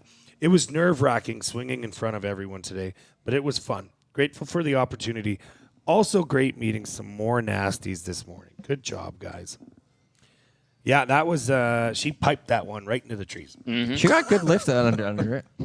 Got some good air. Right into the tree. Right into the tree. Yeah, it was dead right. Yeah. Yeah. Yeah. This is the EST Hangout. I don't want to be. I don't want to be. Apparently, I'm so condescending today. Yeah, what are you gonna say, basic- Matty? You basically berated glue guy earlier. Like, Well, that learn was how to use vicious. the internet. It wouldn't be that hard. Oh This is my the EST God. Hangout presented by Two Hoots Hard Iced Tea. Matt Iwanyk, Jay Milne, Shawn, Belle, Tom Gazzola with you here. Portions of this hour brought to you by the High Product Marketing, official merch partner of Edmonton Sports Talk. Promotional products that bring the buzz. Check them out at thehighproductmarketing.com. They'll be here at the EST Classic next week. You've got the EST hat. I've got the toque going. I was being made fun of by the Morning Boys, I guess, You for got the having a hunter's toque hat. in June. Well, here's the thing. Like I didn't know you're a hunter. I was here for 5 this morning. And when I wake up, it's raining. It's like 13. And I was like, well, I don't know what the temperature is. So I brought a hat and I brought a toque because I'm going to be outside for a long time. I was like, what if it's really cold? I'm used to underdressing. So I went with the toque. And in the end, I could have just put on the hat. But I don't know. I'm enjoying the toque. Went with the pylon look. You That's do Go you. with it. I went with the what? Pylon look. You liked it when you walked in. You saw it and you wanted one. And then the price was too high for I you. think he's a defending glue guy. Can't fight your own battles? Oh. You need Belsey to do it for you? Oh, Vicious. I love it. Spicy Wow. natty. Yeah, I was about to say, I'm like, we're having a very nice casual golf Yeah, chat on this a is golf good. course. 44? Okay, we can clean that up. That's all right. Yeah. No 3 putts. I'd take a 44. That's the wolf. Yeah. Oh, cool. Oh, is it? Yeah. Nice. Oh. And Jasmine, the only reason I said that in such a rude form was because I know you can take it. I know you like a good laugh here or there, A guffaw. a guffaw. Matt, on the other hand, No, meant no, it. Just buzz. What did kill I you. say? Just Just, vicious. you know, just I didn't say even rude. anything. Rude, No, it was condescending. your tone. Once Not to again, her. It's all Man. tone. To everybody. Daddy. It's all tone. Pull it together, dude. Yeah, man. It's I have not nothing morning. pulled together. I'm pretty good. I was fine. Everything's good. We also have a qualifying opportunity for the Great Outdoors Comedy Festival still to get to as well. Let's get to the new segment, Road Warriors, which is brought to you by AccuSteel, heavy haul trailers, custom manufacturing of heavy haul trailers. Quality, innovation, integrity, no patch jobs, better than you solutions, trusted by the leaders in the heavy transport industry. This is where we look at like the schedule coming up. Tonight there's nothing. I'm not going to lie. There's a lot of baseball and MLS. No one cares about MLS. We got Copa America going on. Later this week, we got Canada and Venezuela in Copa America. yeah. You were asking about that earlier. Yes, So we got the yes. big game. Although sad news for Canada is Tajon Buchanan broken tibia in training yesterday, which I'm fascinated by because I don't know how you have sustained that injury in Is practice. that up here or down there? You're asking the wrong guy. I think Tibbs up high, Fibs down low. Or is it reversed? Somewhere Is around tibia, I think tibia is your upper leg bone. I did not like biology. Because everybody always says they did the tib fib. Or no, maybe it's a lower part of the upper bone. The fib. I think it's your leg bone. Well, let's take a look. There's this thing called Google that I could use, and lower leg, Lower leg, tibula yeah. and fibula. So they're both in the lower. Yeah, so that's like your So, shin. Yeah, and we don't know what happened to him there, but losing him will be a big loss for Canada moving forward. CFL weekend coming up. No Edmonton Elks. They're on a bye week. Yeah. They need the bye week. Mentally, they need the bye week. They do. Sure. They really do. They're close. Tough losses. They are. Mentally, spiritually, physically. I watched that last game against BC, and I'm like, they just shoot themselves in the foot every time. Find different ways to lose. Like, What do we- stop taking that ridiculous penalty that you don't need to. Yeah, that last game against BC was especially tough because it was a face mask penalty that extended that drive that ultimately was killed them. Niles Morgan, Niles too, Morgan. which sucks because he's kind of the defensive leader back there. And the bad thing about that is it's like I would say, okay, here's a good comparison sport to sport is like when you're clearing the puck out of your own zone and you just get under it a little much and it goes over the boards. Sail it. It's not meant to. You didn't mean to do that, but it happened. But it happens. And that's what that face mask penalty was. He was just trying to make an aggressive tackle, latched onto the face mask, and yeah, you hate to see it as an Elks fan, but I have not given up. Like I've always said, my glass is always half full, as opposed to That one's not. Hunter boy over here, whose glass is always empty.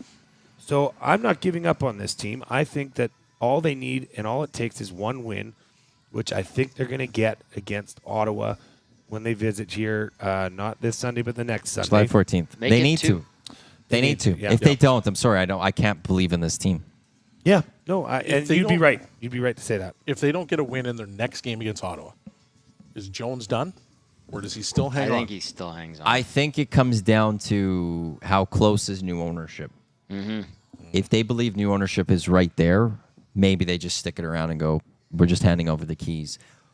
But on the other side to me goes, seen enough in sports to know you lose that one, that home game. It's another home game lost. I don't know how you sell that to the fan base. You got 2 weeks later, you're going to be asking fans to come watch this team take on Hamilton, dropping to 0-5, and that team will be a best 1-5.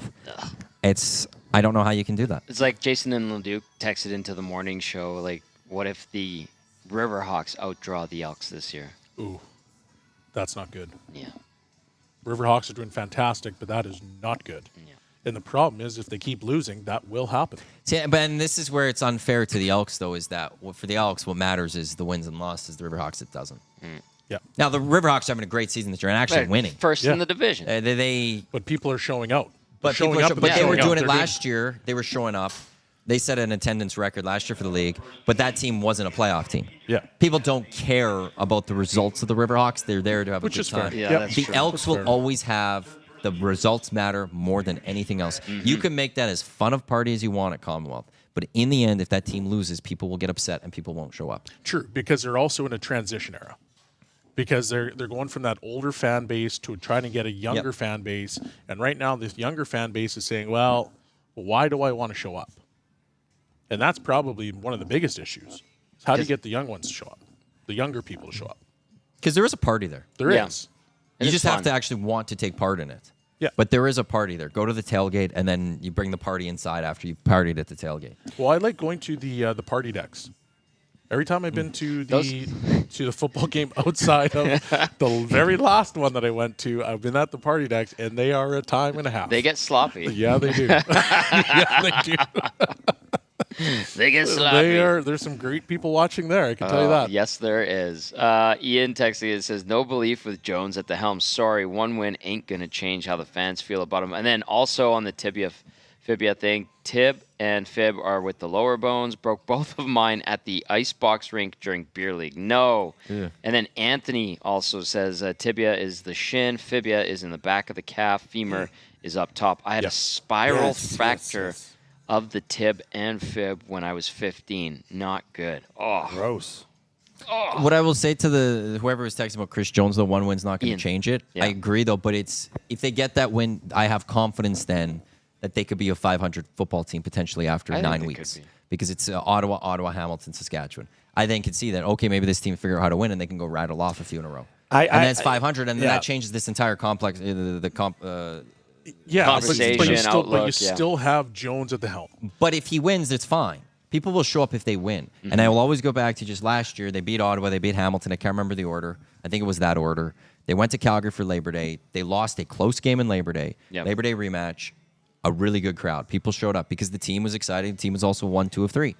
This team goes I and don't wins think 3 people or 4 trust Jones, games. though. I know, but if this team goes wins 3 or 4 games and all of a sudden is whether it be a 3-5 or a 4-4 football team all of a sudden, but they're rolling hot. yeah. Well, I don't know who's after that. That might get people to be like, okay, well, they're winning football games. I don't have to like Chris Jones, but they're Yeah, winning. So I'll that's go fair. watch a winning football Yeah. team.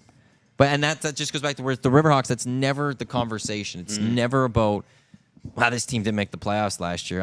I'll wait and see next year what they can do. It's just, hey, it was a great time. Yeah. But you don't get that with the Elks because the Elks have had too much history here Yeah. that people will always care about the results first and I foremost. like with that they team. care about the results. I respect that. They just need to win. Yes. Let's just that's it. Everything goes away with wins. Yep. And this team has not had enough of them over the past few years, specifically since they changed their name. That turned away a lot of people. I know. Yeah, but they continue were to losing turn- before that. They were losing before that. The name has I know nothing to do with it. Well, Like absolutely it has a it little Yeah, bit it to do. does. A little bit. It's but naive it's, if you can't admit that. it's a little bit. It's changed, okay? Yes. We're moving past that. No, but but but they haven't. They've sucked ass since then. Sure, but the name has nothing to do with ass. winning and losing. I could go to since 06. This team has not done enough. You've pointed that when it out. comes It's very winning. valid. How It's many very how many bad. playoff games in But- the last 15 years? At home. Yeah, well, 3 or something. 3. That's ridiculous. That's the thing. That part goes a lot longer. And when you go to the attendance, the 2 of the biggest attendances, one was because of Saskatchewan Roughriders, though, of the last 10 years, was actually last season. So, it's a small part of it. They just need to go win football games. This text says, quit with the Elks are close crap. Year 3 of Chris Jones, results are bust. Unacceptable. And then Ian adds the mix of how Jones left Edmonton in 2015 and how he's been since his return. Wins with him won't change. That's where I bring up the point where I think he lost trust the way that he left. Yeah. And But you could always hard fix to repair anything with winning. True, but you've come in. It's taken forever to kind of get that winning culture back. You say that, hey, this is probably the best team that they've had in a long time, but they're still finding ways to lose, which is kind of the culture that's been built here. Yeah. And now you're looking at it and you're saying, okay, well, what if we get back to 500 as opposed to hey, these guys are winning games as they're supposed to. The conversation's different because you never want to be, well, what if we get there? No. What if we do this? Because fans don't take that as we're a good team. They take that as we're hoping maybe we'll be okay. But you're never going to fix that during the season. But at the same time, you start if the Elks go make the playoffs this year, that changes. Are they going to make the playoffs this year? Well, you're asking the wrong guy that question to a degree right now. Ask him to predict the game. Yeah, predict a game. What's the score against Ottawa? Well, I'm not making a prediction for that. He'll be like, 2 teams are going to take to the field, and one of them will kick off the ball. I have my concerns for that game. By the way, July 14th, Green and Gold Okay, kickoff so show, Century that's my Casino point. Sports Bar and Lounge, 4 o'clock. Myself, Jay Milne, will be there. It is Surf and Turf Daily Special. Their game day special, cheese and jalapeno smokies. That's at Century Casino Sports Bar and Lounge, where Jay and I will be for pre and post game Green and Gold kickoff show. Not this Sunday, the following Sunday, as Jay mentioned, July 14th. What were you going to say? If you're sitting there saying you have concerns against the Ottawa Red Blacks, that is the point of this is not going to be good. No, I get that. But what I'm saying is if they go win, I can see for me a path back to 500, and then this whole season's a different story. Yeah. Because at the start of this year, I was thinking they're going to have to blow this whole thing up, going into this past week. Fair. And they haven't had to because they're looking using the free bet credit from Cool Bets. Huge confidence in Argentina. It's the first knockout stage game. I think they're going to move on. They're the favorite to go win this all. So they're taking on Ecuador, I believe it is. Yeah, I like Argentina big time in that one. And I like Canada against Venezuela still. We could see an Argentina-Canada rematch for the semifinal. Day of EST Golf Classic. I love it. When we originally talked about this, we were talking about how the Riverhawks might overtake the Elks in attendance. Yes. That is what my initial comment was. I understand that winning and losing was not affected by a name change. I get that. And to be honest, that's now gone. That ship has sailed. Although The Murray thing has is- mentioned that they might change the name, new ownership who comes in. Well, that's up to them. Yeah. But what I'm saying is that was like the last straw for a lot of fans. Yeah, it was And I'll go back to saying some fans because the largest attendance this team had over the last 7, 8, 9 years was last season. So some fans, they shut down the upper bowl. It's embarrassing to see Commonwealth, even with the upper bowl closed, the lower bowl is so sparse. Mm-hmm. That was my point. Winning will change that. Yeah. I agree with No matter that. what. Yeah. So I think we all That's the agree on- number. I think That's we all but agree that's on the that. number one thing to me. It comes Yeah. down to the winning And because they was proven last year. They win, people will come back. People will watch this team. It's not about anything. It's not about Chris Jones. It's not about name change. It's not about anything about that. It's about winning. Yeah. And because the proof was last year. The name change just adds fuel to the fire. Yeah. It's a small. Again, I go back to it's a small part of this though, because they had the largest attendance that they've had in a number of years last season under the Elks name. So people came. When they were winning. Were those free tickets, Right. though? No, that one was one of those legit games because Victor Cui was gone and Rick Lawlisher was the president, and he stopped that immediately. Yeah. That was a legit 31,000. That's solid. Would love to see that. I That remember- would- I remember yeah. 30 to 35,000 was a regular occurrence. When I was growing up, 35,000 was preseason, 37.5 was the bottom end of regular season. Yeah. I think I looked up the average in the last Grey Cup winning season, which was 2015, right? Yeah. I think it was 37,000 was the average attendance. But then if you look after that, 16 had a drop, 17 had a drop. They kept dropping. 18 because of Grey Cup. The trend was dropping with this team for a number of years. Turnover in fan base. Well, They that had older crowd. but they also this is a team that hasn't won a lot Started losing. since 06. Here we are. They've had 3 home playoff games for a franchise that's built on success and built on. It wasn't a making the playoffs was success. Mm-hmm. It was hosting a playoff game and contention for Grey Cup every single year. 100%. And now we're looking at it like, oh, playoffs would be nice. A win would be nice. Yeah. I think they should just bring back the dogs at halftime. But everyone says, and it's so true. Yeah. And they were Those free. Do they dogs still are have the amazing. fire truck? They were free. It's a pared down version It's of a it. smaller it's one. sad. Bring that big back. one That's the problem. Was, I the think, little too yellow costly footballs. to Bring that thing to back. fix. And they ran out of space But on they the also sides. ran out of space because they cornered. 'cause they They opened up the end zone, made it cornered it out. Or Bring whatever back you call the it. slingshot that would slingshot those yellow balls up into the second deck Well, there's nobody there now. and perilously close to the edge. Well, Oh, boy. you can let them go up onto the top deck because you have the tarps. They roll back down. Yeah. There's no now tarp. it's like a free. There's no. They didn't even tarp oh them my God. because it's expensive. Oh. Those tarps are like super expensive. Yeah. Well, and then they'd have to pull them off when Metallica comes to town or whoever else would demand I've- that stadium. Man, I've doing also work heard- sucks. Yeah. Yeah. I've also heard they're dangerous Who too. sucks? I said doing work sucks. Oh, yeah. Are they actually dangerous? Yeah, 'cause people they're try to big. get on slide They're, or no, because they're big, and if the wind catches them, oh, they can go flying, or like if you're trying to buckle them down, and they could take you for a ride. Like oh, that's not good. I caught a It's lot of like a footballs huge 'cause of sale. those. Supposedly, the new ownership group, it got kind of leaked that there looks like there is They're something down to the there, one. right? That they're down to the team that's going to. When do they announce this? Because originally, what did they say, Maddie? End of mid-season? Well, they wanted to do the beginning of training camp, but then too many candidates, I think, were applicants or contenders, if you will. And then they just announced, I think it was just Dave Naylor said mid-season. So there was a very open during the season. That would be It's an a- immediate boost. Yeah. And naturally, if it was done, this is kind of the week you would have loved to maybe have done it after NHL free agency. Beyond that, I don't think it really matters. You just get it. Maybe, I don't think you wait for any moment. I think the moment you get it done, you announce it. Whether it's Yeah. after a win or after a loss, you get that out there. What do you think the first thing they do is? I hope nothing. Yeah. I hope what they do Assess. is evaluate the season. Yeah. Sit back and go, we're going to come and observe everything. We're going to come watch everything. We're going to come see how this all works. And once the final game ends, they could go, and that's when they can go execute things. So you think everybody's on a 50-foot leash? You know what? They're really tight budgeted right now. Oh, yeah. They're very price conscious, and they're trying to do as best as they can with that in mind. So I think it's if you make any sort of quick change, are you ready to bring someone in for that? Yeah. Right? Like I think the big thing that they would have to do is initially hire their president and work in conjunction with Rick Lawlisher to transition, and then have the new president of this team in charge. Yeah.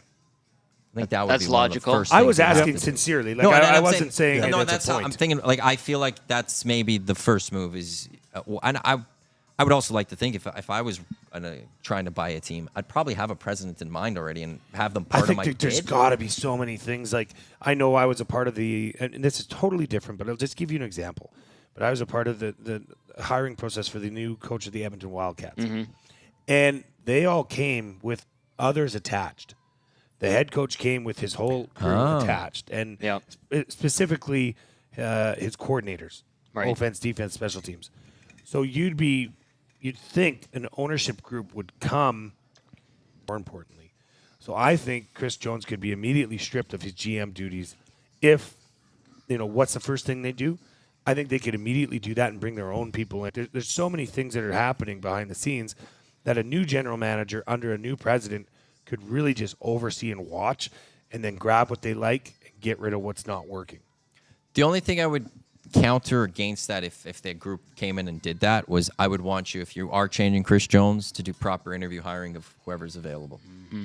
And by just for general manager. For the GM, yeah. Yeah. What if they already have a GM? But that's my point. I wouldn't like that. I would like that if you're coming in and you are changing Chris Jones, you don't know who else is out there. Like, we would have heard some sort of rumblings that people are interviewing for that, and you now haven't fully interviewed for it. I don't like that. Like, I do like that Jeff Jackson is going to interview multiple people for this GM job, and he's not just apparently just going to pick his guy. Yeah. Okay. I like that. I like the interview process. Because you never know what you could potentially find. So I would be a little disappointed if somebody came in with a GM already. I think you'd have to come in and just watch. Because I want to see how things are operating. I want to see, like, to your point, what's good, what's bad. We'll take pieces of that. Like, come in, you've got maybe your president. You got your owners, you got your president, done. And now I can sit back and say, okay, you guys show me what you guys are all about. This is your opportunity to either sell me on keeping you or we get rid of you at the end of the season. Because when you're done at the end of the season, you have way more runway to actually implement what you want. So if you come in and you just sit back and you say, okay, I'm going to observe everything, well, now you actually get a really, really good idea of what's going on behind the scenes. You want to find the skeletons. Yeah. You want to look around first to see where are all the skeletons and what do you have to fix. I remember having a boss change with us once, and I thought that who we had was coming in would maybe come in with the idea of seeing how things worked and then bringing their things in, but they went with immediately just new things. And it's like, well, I've had that too. We have to explain. Then you have to try to teach them all, like, but like this is going to conflict with this other thing. And like, I'd rather have somebody come in and try to learn it. Yep. And then put everything they want in place. If you want to blow it up completely after that, that's fine. Yep. But first, just see how it was, because there might be some good that you might be getting rid of that you don't want to in the end, or you might regret later. Yeah. 1,000%. That actually happened to me over at one of the places that I coached. Exact same thing. Guy comes in after having, the former director and assistant director. They both left. This guy comes in, and he had great ideas, but all he decided to do was, I'm going to tear this thing down. But the problem is they're like, well, hold the phone. Don't tear it down, because we've got a really good thing here for the last 10 years. This has been the best place to coach, to work, to as an older player to come to. And there's reasons why we're at this level. Don't just strip it and say, well, we need to conform to everybody else. Well, that's not how we do it. You got to be the gold standard. If you want to be the gold standard, find out what's going on. The Elks might have the greatest scouting network there is, or something. You then want to keep it if there is. I don't think they do. I don't know, but that's. You want to find that stuff, and then you go. So that's what I really would hope new ownership would do. That you're not going to see any immediate change. That's my guy, Franz Clarkson. He's one of their scouts. Remember we met him at the Elks fan day? Yeah, he'd be good. I don't know if they have a software or something they use. Maybe they had some technology that they do. Maybe a Tom Dundon-esque thing. Then speaking of GMs and all this stuff, and I mean we'd be remiss, and I don't know how much it was talked about on prior hangouts. But obviously, with the NHL and reinstating some former brass from the Chicago Blackhawks, is that like nobody's touching those guys? The Oilers might. Like Stan Bowman? Yes, that's the report. Why? Jeff Jackson would have interest. How can that happen? Were they absolved of what happened, or was this? They've served 2 years away from hockey and now deserve to make $1 million again running hockey teams. But that's not right. How are they not banned for life for what was proven to be done? Sexual assault occurred. Cover up of it. A cover up of it. Yeah. Negligence. Yeah. How are they allowed back in the given NHL? a letter of recommendation so they can go do it again? And he did do it again. Yeah. Yeah. To a youth. 16-year-old. Yeah. What are we doing? It's a great question. I mean, am I missing something? Nope. I Oiler fans would be pissed if that happened. But how can you even touch that guy? How can any NHL organization touch Stan Bowman after what he over? I don't think that morally that they makes it right. They would also say that he's far enough removed from it. He's learned that he is it something they could say too. As a GM, he's not in the trenches every day, and the other guys are in the trenches with that guy. He could also use that as I'm over here, so I don't get to see this all the time. So when this all was aired, and this was all getting exposed, what was his position or what was his role? Was he proven, like, I don't want to say proven innocent, but was he proven that he was almost absolved of this because it was not in his wheelhouse kind of thing? He wasn't close enough? If that was the case, he wouldn't have been suspended. Yeah. Right. And it's different than the Kane situation because Kane, what did Kane do? Well, I can tell you that most court systems, when the kid goes to the dad, yeah, that says a lot. that says But a there lot. were other issues with Cam. There's Everyone points to that something one. there's- Everyone always pointed there's- to that one, but there were other issues. there's Like there was way Sidney other in issues. Buffalo, but everyone always just pointed to that one thing as the he's fine. 100%. But there was a lot of other issues with Cam. 100%. And I'm not going to absolve him of those things, but this is on a completely different It's level. different. Way different level. That's like bringing in one of the 5 or one of the 4 Yeah. of the recent stuff where it's like this happened. Like the Oilers fans would be pissed because Kane has done a lot of nonsense. Yeah. No, but here's this the thing. is different level. The one thing I would say though is, yeah, they would be pissed, but would anything be done about it? No. So the Oilers don't care at that point. Why should they? Yeah. I mean, they should, but They should. What do you I mean? just- Say that again. I don't understand. Fans are still going to pay for their tickets. Fans are still going to go watch games. They're still going to buy jerseys. They're going to still cheer on this it's team. Sickening. Yeah. I know. Like it's one of those things where fans will be upset. There'll be the uproar, but There'll be initial shock. there isn't Yeah. this. It's not like all of a sudden people are going to walk out from on the home opener as a sign of protest. Like I don't want to compare everything to soccer, but sometimes in soccer, when things of this nature would happen, there are protests from fans. Supporter groups would come up with statements upset about something, and then there would be like, there might be just like they've done. It's been known for walkouts. Okay. We'll walk out at the 70th minute, or we're not going to be there for the start of the game. We're all coming at 10-minute mark to make it look embarrassing to the organization that you had to start this match without a whole bunch of your fans because we're putting added pressure on for this. Here, I would say that ultimately there'll be a lot of tweets, there'll be a lot of comments to the nasty chat in the Paris Jewelers inbox, and people will be frustrated. But if the Oilers ultimately go that way, there's Nothing's gonna happen. 18,347 people at the home opener screaming their heads they'll off. see wearing the Oilers Western stuff. Conference banner go up, Yes. and they'll watch all the games, and they'll cheer for this team, and they'll buy the new jerseys, and they'll cheer this team on to a Stanley Cup next year. Yeah.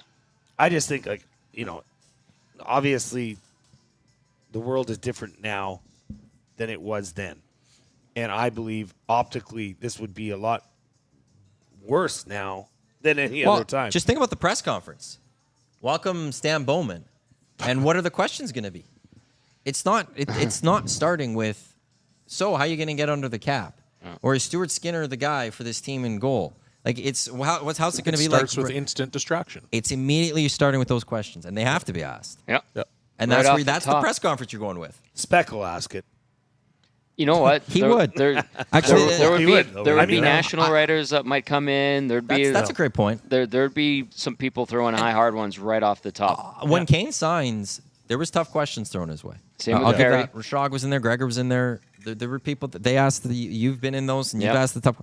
I will give credit. Those tough questions will be asked, but that's usually when you're hiring a GM, it's not supposed to be that for Nope. PR. No, But you're starting with those. you're as the asking questions. for it. You're asking. And then for, there's going to be the news stories written, as they're going to go talk to various charities around town that do things for sexual abuse, sexual assault victims. They'll talk and those will be the stories that are all experts, done. yeah. But for the Oilers, they could get by it because they have to deal with that press conference. They deal with those news stories, and all of a sudden, boom, people are coming to watch their games. I've seen it twice now in the nasty chat about the mentioning of the Edmonton Elks and the sale of the team to potentially the Minhas Group. Bought the Stingers. Recent purchasers of the Edmonton Stingers. Actually, I saw both her and her brother at the last game. Awesome. They were right in the middle of the fans, That's like great. having a good time. So if that was the case, I can't imagine they'd buy two professional teams in a matter of months apart. But if that was the case, I got a real sense from them, like just seeing them experience that they'd be very passionate about it. I don't know if that is plausible or why that name's out there, but because they have big bucks. They're local and they're kind Well, of they're Calgary. local-ish. I'm laughing at him. Local-ish. Yeah. Somebody here said Mountain Crest night. How about Boxer beer night? I would take a Mountain Crest over a brew I house think any one day. thing that also comes up is the fact that they did buy the Stingers. Yeah. Yeah, sure. So that also, would they want to buy this team? I haven't heard their name You know what? in it at all. Them being Calgary-based, I think the Stampeders are also quietly available. I mean, I don't know how much more viable the Stampeders in a world of hurt as well. Although they had a good turnout, Dusty said, to their last game. But the question is, like, where are they playing football? Yeah, well, You can't stay at Stampede or McMahon. it's a dump. They're not going to get a Grey Cup until they get a new stadium. And I remember we had a Calgary reporter on the JMO show last year in 1260. Made mention of the Dinos maybe getting a new stadium. but not the Stamps. But it was like going to be like a small, like 10,000 seater or something. So it's not enough for the Stampeders. No. So what happens to them? And no one wants to commit money. No No. one wants to. They've built the new arena there. They didn't add a stadium to it, and I don't know who's. That's a very weird future. Yeah. Yes, it is. But if Saskatchewan can do it, if Winnipeg can do it, Hamilton, for crying out loud, did it. Ottawa did it. There's a way to make it happen. They got water though now. That's good. Very good. Do they Really? get the same Yesterday, support, they though? that- they could use Oh my indoor gosh. usage. Yes, they were outdoor drawing eventually really is well going to for get a back long to normal time. by the end of the week or something like that. My poor father-in-law lives in Calgary, and he's going through a renovation Oh, in his townhouse, and he wasn't allowed to use water. Like, talk about the worst timing for that. So I'm Yikes. glad I didn't hear that. yesterday. Yeah, because we Okay. started talking about it on the Hangout at the start. Tommy asked about it, and then by the time like the Hangout almost ended, they announced that it's going to be fixed and indoor use was back. Mm-hmm. It was the Hangout magic that we helped fix Calgary's water. A little sprinkle of magic. That's what it was. This is the EST Hangout presented by Two Hoots Hard Ice Team out of Iwanyk, Milne, Shawn, Belle, Tom Gazzola with you live at the Ranch Golf and Country Club patio. We were here for the $100,000 hole-in-one contest presented by Golf Town. I haven't even looked how many people. Oh, we got a couple people practicing right now. Oh, let's chirp him. You're gonna just chirp these people? Well, you made it. That was a really loud laugh there.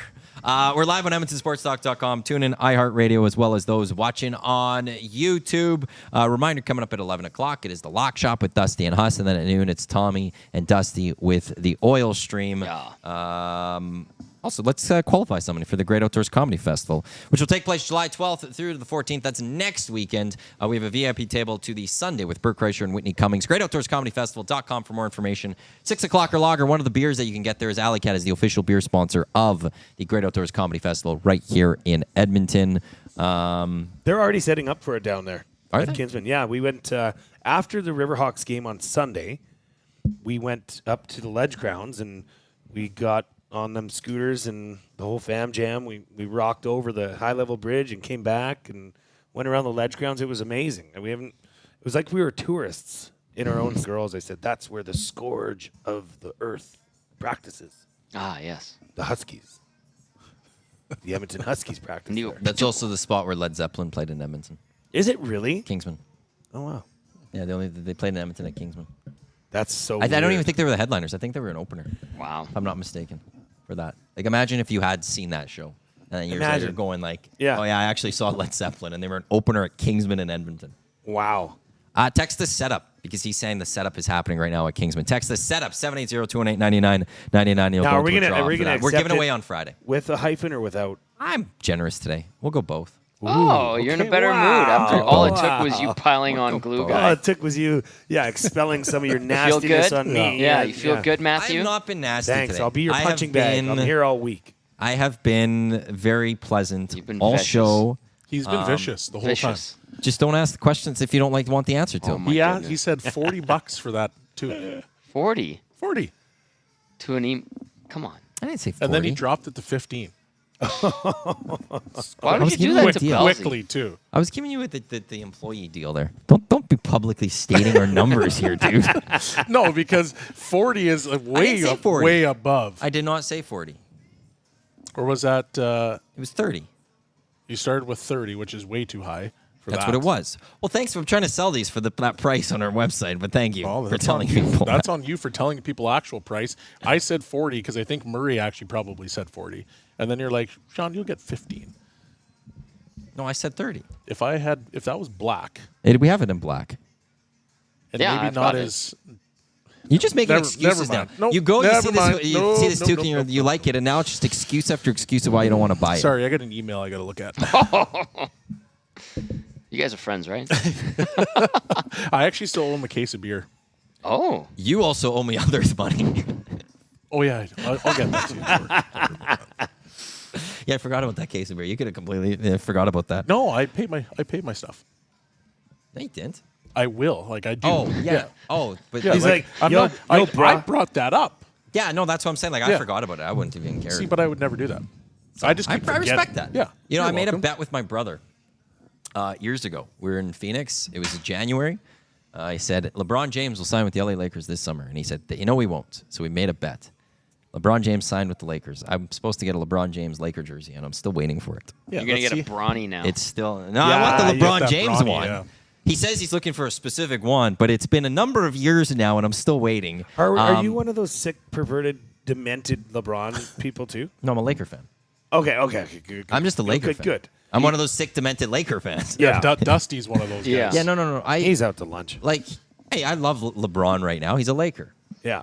Like I owe him a lot. As a Laker fan, he won the 2020 title. I'm very appreciative for that. That was a very the in-season tournament. but Thank you. the 2020 was actually a very significant title for Laker fans because it was the year Kobe died.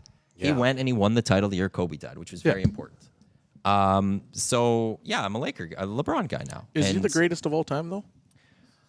Here's what I'll say, I forgot how he worded it with Bruce Arthur. It's yes or no. No. I want to. Can you just let me finish? Well, I know, but I find let me I think finish? you're not going to give an answer here. No, just let me finish. He's gonna take us through the weeds. Well, how about we I get will. started? So, Yeah. and I forgot how Bruce Arthur said it. Is you can't say he's not in the conversation for it, which is a major accomplishment in itself. The fact that you actually can't argue he's not in the conversation. Yeah. I don't like getting involved in making a pick because I do believe it would be MJ because I defer to people I didn't see MJ. I saw MJ as a wizard. Right. Yeah. That's not. Yeah. And I think there are so many great. I think the NBA is one of those sports that have so many greats that have spanned such a period of time. Kareem, Russell, who else? Wilt. You've got Magic. You got Larry. You MJ. You go to Kobe. You go to LeBron. How do you ultimately decide who is the GOAT when how many people have seen the majority of those guys? So that's where I struggle saying it. If I had to go with one, though, it probably would be MJ. Yeah. Because I will defer to a lot of other people for that. I, though, with LeBron, say you can't say he's not in that conversation, which he's is for sure in the unbelievable. conversation. Like, But was that okay? Yeah. I just Was that more acceptable? It was. I mean, you said you still wouldn't give the answer. Jordan is the GOAT. End of story. Okay, for you. 6 championships versus 4 championships to LeBron. Multiple MVPs.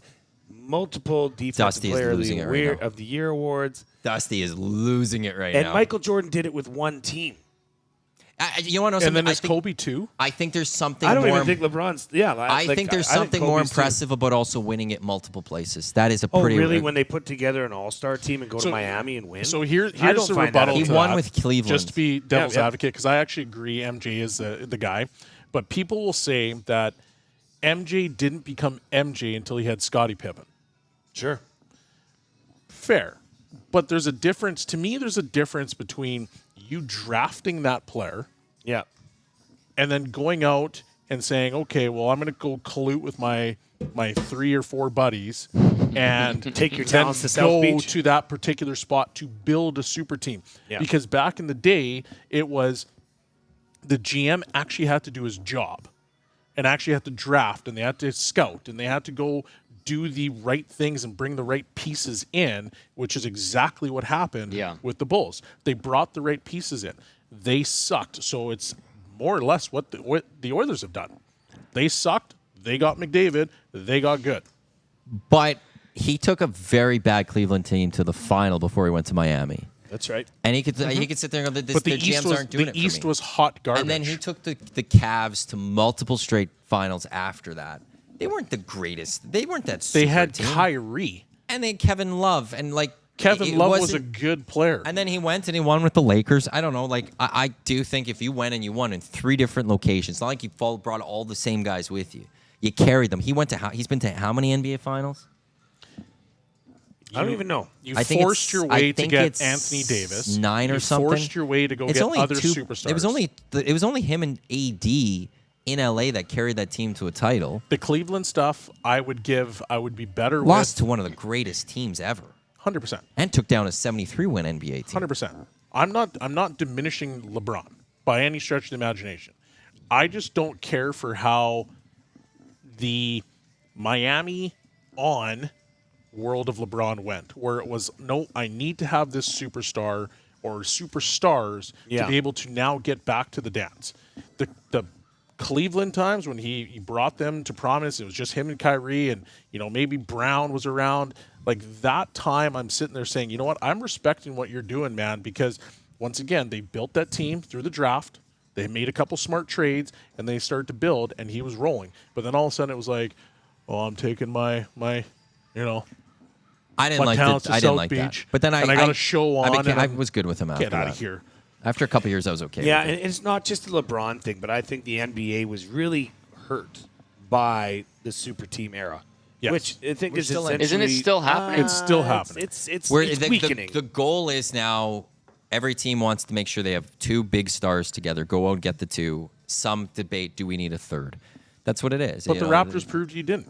The Raptors proved in 2019 that you had to have a solid supporting cast and depth throughout your lineup, and then you add one superstar, Kawhi Leonard, and it took them over the top. And if Kawhi would have stayed, we're probably talking about maybe 2 or 3. But how many other teams over the last 10 years have won with just one superstar? How many GMs just do their job? That's the thing. So now but that's where I say I think we're still in the superstar. But era. We definitely are. Boston's not a super team. Tatum They and didn't trade Brown for that. No, They developed that. I got to. Boston did develop that, so that guy's Brad been Stevenson has fantastic. done a pretty good job out there, and so, then I think Danny Ainge would get some they credit ran for some of away that too. with the league this year. But that is a definite But that's also negative they got towards 2 big players that came to Boston. When you're in Boston, you could keep those guys. Yeah. Yeah. That's the thing. At the end of the day, that's like the I guess a big knock, I would say, on ranking where LeBron fits in would be that it did leave a bad taste in people's mouth. Yeah. That arrogance of having your own press conference and I'm taking my talents to South Beach. You're never going to forget that. Made some money for youth in the I know, process. but you know what? At the same time, when you're debating whether someone's a GOAT or not, it doesn't matter what happened off. Made some money. It all matters what's on the Get court over because yourself. Michael Jordan was suspended for gambling. It seems like LeBron, What was it with officially? doing that, took his name out of most people's mouth for GOAT talk. so. Then you're trying. Then many- you're being too personal and too emotional. How in this. many no, I gave you the defensive- stats right away. No, I know. NBA championship, look, 6 but I'm- versus 4. MJ did it with one team. You wanna know something? How many defensive MVPs. players of the year did he win? I'm not trying to defend. I even said MJ2 here. Yeah, I'm just going to you say gotta this. wait. You got to round both to it. You gotta need round to do this next time With Dusty? when Dusty's in the other room. I just want to get him 'Cause spiced right I'm going up. to say this right now. I feel like you two are saying this because Dusty's not here. Oh, I'm not afraid of him. Oh, I'm I gonna would say that right now. Can I, I'm can gonna I say that just right mention now. something in the nasty chat? Yeah. Sure. Go for it. VR Montenegro. Raps got lucky with an unhealthy competition. Don't even do that. Well, Don't even do that. like because you know what? They went against the beat hurt 'em. team, but they did. won. But they beat them They won. during the season 2 without Kawhi in the lineup. So you can't do that. And actually, the Warriors the year before, I believe it was the Cavaliers that were banged up, or was it the Mavs? That was the Cavs. The Cavs. No, Cavs are. They The were down to. Cavs were banged up, There was so a you guy I can't think use from that argument. Australia or something that came out of nowhere and like, oh look at this It's guy. a terrible argument. Get out of here. Dellavedova or something like that.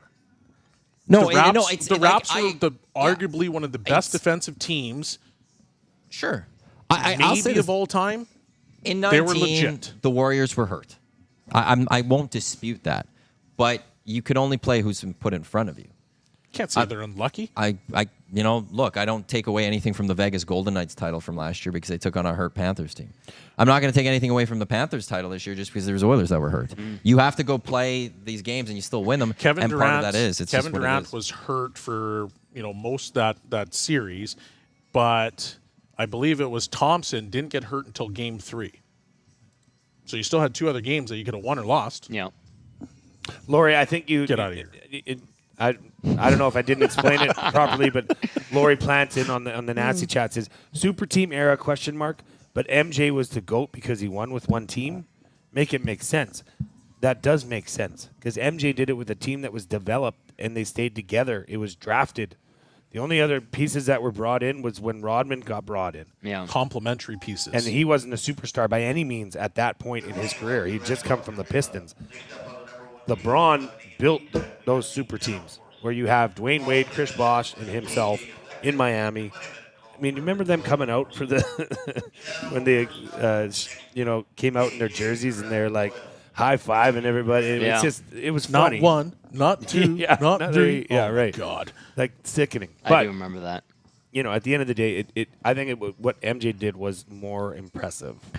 Sure, but if LeBron goes wins another title and it's 6-5. With the Lakers, yeah. who'd they just draft? Dalton Connect. That was actually a good job. That was a good pick. Mm-hmm. Bronny, what are we talking? It's one of those things. Bronny But should let's be playing say in he Portugal. goes wins with. Let's say he goes wins with the Lakers, Who's and this? it's 6-5, and the amount of NBA Finals he's been to. Still doesn't matter. I think it will. I think at that point he might get a lot more people going. He's the GOAT. He's done it. Well, I guess you got to do it Because he's still doing it at the look at the age that he's still producing at this age. Like how he's still producing at this age. What he's doing. And he's getting and better what every MJ day, has isn't done he? when he with the Wizards wasn't the same. Yeah, MJ is retired LeBron's already. ridiculous. LeBron's putting up some unreal numbers. Yeah, but weren't the Wizards just like garbage? Yeah, well, Yeah, they were. They were. The And then Lakers you've got you could argue the are garbage, too. The Lakers have other guys that are legit players. On one. AK, Anthony well, they got a Davis. couple of others. They have a couple others. You know that. I know Don't Austin you do Reeves. that? I love.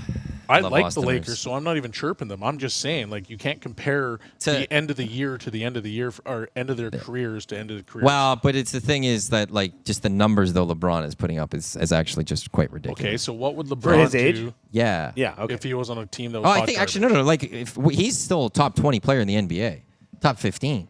Yeah, he's good. That's unbelievable for 40. Yep. Yep. It's great. I will say, though, Kobe, I think if you're a Laker fan, you'll put him higher. I think for a lot of people, he might be able to top 5. Out of the top 5? He could fall out of the top 5. Who do you have in your top Yeah. 5? I think if you look at a lot of rankings around there, you'd see MJ, you'd see LeBron, you'd get maybe a Kareem, you'd get maybe a Magic or a Bird in there, and maybe a Wilt or something. I think there's a lot of people that would. Kobe's one of those guys that your list, you might put him really high up at number 2, number 3. Others, they'll have him 7, 8. well, He's a little after more MJ, wide. it's up for discussion, in my opinion. Yeah, Dusty, deal with that. Buddy. Beyond that, it's not even. I gotta go return this stuff today, and he's gonna be losing it. I don't know how he's gonna do the lock shot. Surprised He'll he's be not in fine. on the nasty He'll chat. He's Hey, gonna tell Dusty, Huss, LeBron's take the day not hour even in the off. top 10. I've got this. Hour-long And Dusty's rant. gonna go through on a lock shop of just LeBron James talk coming Oh up my here. God. Here's what I want to say about what Shawn and Jay had to say, and he's gonna go through all the notes. I'm going to spice that right up and say LeBron is behind Shaquille O'Neal. I love Shaquille O'Neal. Text from Paris Jewelers inbox. With my last 14 days off work and listening to the Hangout almost every day, I can say that this show's conversations really do feel like friends just hanging out and shooting the crap. Loving the Hangout more and more. Great show, guys. I like Thank when you. Yeah, the infighting is fun. I love it. Well, it's like brothers fighting, you know. Like, Yeah. at the end of the day, you gotta go shake hands and you gotta tell mom you love each other. Yeah. But in the bedroom, when it's just you guys, you can do whatever you want. Sock fights, fists. Yeah, I got tape beat up a lot lines, by my brother. tape lines. Yep. I don't think I ever beat up my brother. No. I've always said to him, the only time I'll ever have a chance now is when he's on his deathbed. That's a thing. Yeah, that's You could always something just you do a would sneak say. attack and just No, it's still not going to work. You'll drop It's kick. still not going to work. It's still not going to work. My brother would still whoop me. My youngest brother, I have a great story about that. My uncle likes telling it. It was between my 2 youngest brothers. I was there at my grandma's place one day, and my uncle was there. And my middle brother, Mike, I think took a toy away from Polly. And Mike's like 3 years older than Polly or 4 years older than Polly. And Paulie was so mad, he cried, whatever, and looked at my brother playing with the toy, and he just went and smoked him in the back of the head. And he was the baby. And then my uncle said that was the day he realized Paulie was a good one. Fighting for the youngest brother, sticking up for himself. So yeah. That will wrap up the EST Hangout, presented by Two Hoots Hard Iced Tea, live at the Ranch Golf and Country Club patio. Book your tee time at theranchgolf.com. Unbelievable conditions. We'll be back here on Tuesday for the Edmonton Sports Talk Golf Classic. Coming up next, Lock Shop, then Oil Stream right here on EdmontonSportsTalk.com. Tune in iHeartRadio, as well as those watching on YouTube. Your clear choice for Edmonton sports. Bellsy, Jay, thanks for coming out. Same to you, Tommy. Thank on behalf you. of Tommy, Bellsy, and EST Glue Guy, I'm Iwanyk. Thanks for tuning in. Lock Shop coming up in just a few minutes. Don't go anywhere. Let's go. There you go, right in front of the camera. First-time guest, long-time listener, fan of the original draft commissioner. Welcome to the EST Hangout, presented by White Claw Hard Seltzer. The difference is clear. Matt Iwanyk, Tom Gazzola.